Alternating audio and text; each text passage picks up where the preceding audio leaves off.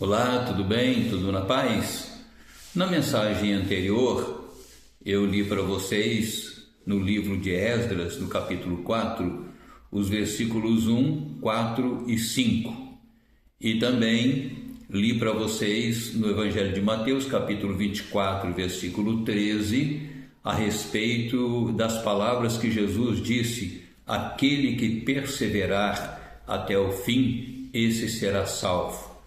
E lhes falei também a respeito da estrofe de um dos nossos hinos cantados, o 132, que fala a respeito de pessoas que corriam bem na sua vida cristã e depois estavam distantes de Deus.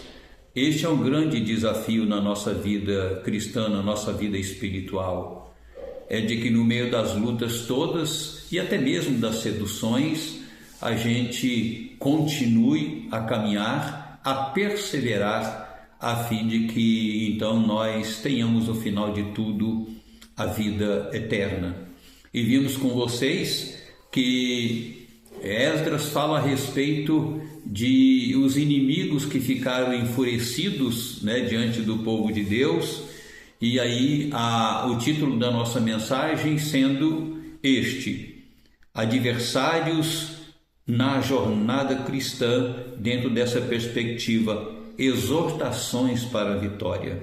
Então é bem verdade que nós temos adversários na nossa caminhada cristã, e às vezes muitos adversários, encabeçado pelo primeiro deles, que é o diabo. E eu passo a você, a partir deste momento, exortações fundamentais para que nós então, no final de tudo, tenhamos a vitória, tá? E a primeira coisa que o adversário ou o inimigo das nossas almas faz contra nós ou opera contra nós é a questão dele nos impingir, dele nos atirar desânimo, dele plantar no nosso coração o desânimo. Aí no versículo 4 do capítulo 4 de Esdras, nós lemos exatamente isso. Então as gentes da terra desanimaram o povo de Judá, inquietando-o no edificar. Ou seja, naquele momento, o povo de Deus estava trabalhando para a reconstrução do templo, ou para a construção do templo, e os adversários, não ficando contentes com a negativa diante deles, de que eles não iam aceitar a sua ajuda nessa reconstrução, eles então, irados, a primeira coisa que eles fizeram foi procurar trabalhar no coração daqueles servos de Deus para desanimar o povo. Está aí no versículo de número 4. Eles trabalharam para desanimar o povo de Deus naquilo que Deus tinha colocado em seus corações. Há uma historieta, obviamente ilustrativa, de que o diabo ele estava muito cansado, já velho, e ele resolveu então se aposentar das suas atividades, de se levantar contra Deus e contra os servos de Deus, e ele estava vendendo então o seu arsenal de guerra. Ele tinha lá variadas armas, armas que impunham respeito, outras nem tanto, e ele então recebia pessoas que queriam comprar aquelas armas, e diante então de tantas possibilidades naquele arsenal, alguém perguntou a respeito de uma arma que estava num determinado lugar, mais no canto, como que isolado, e perguntou ao diabo qual o preço. Aí ele respondeu dizendo: olha, essa arma pode parecer despretensiosa, sem muito valor, sem intimidar, mas ela é a arma mais poderosa que eu tenho, e ela, portanto, é a arma mais cara. Essa arma é o desânimo. E é isso mesmo, meus queridos. Entre tantas ações do diabo procurando ser eficaz na destruição de vidas, no desânimo em relação às vidas, a maior delas, sem dúvida nenhuma, é essa em que ele atira aos servos de Deus ou contra os servos de Deus setas de desânimo. E o desânimo tem uma ação particularmente bem-sucedida. Por quê? Porque, na verdade, o cristão, ele está desanimado, mas ele diz, daqui a pouco eu supero.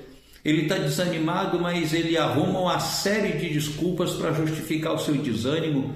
Às vezes a igreja, é alguém da igreja, é um líder, é o pastor, né? Então você diz, não, eu estou desanimado por circunstâncias tais, não é? Então nós não nos prevenimos, nós não nos assustamos, porque não é um pecado imoral, não é? É apenas um desânimo, e desta forma, de desânimo em desânimo, as pessoas vão ficando pelo caminho, vão amortecendo a sua fé, vão apagando a chama da fé, vão desanimando, e quando elas acordam, elas já estão distantes do caminho que é Cristo Jesus.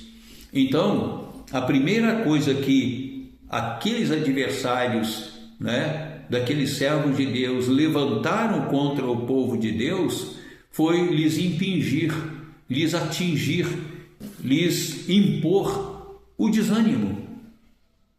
Portanto, o desânimo é uma arma poderosa nas mãos do inimigo, é uma arma poderosa de nós contra nós mesmos, é uma arma poderosa que vai nos levando aos poucos a nos afastarmos de Deus e do plano de Deus para a nossa vida.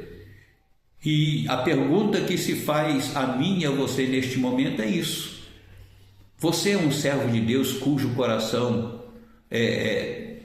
transpira paixão por Deus?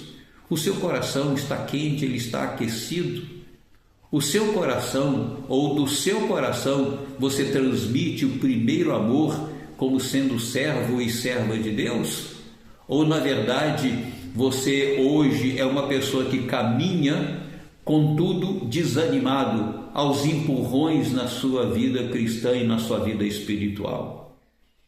Você precisa ser alerta em relação a isso.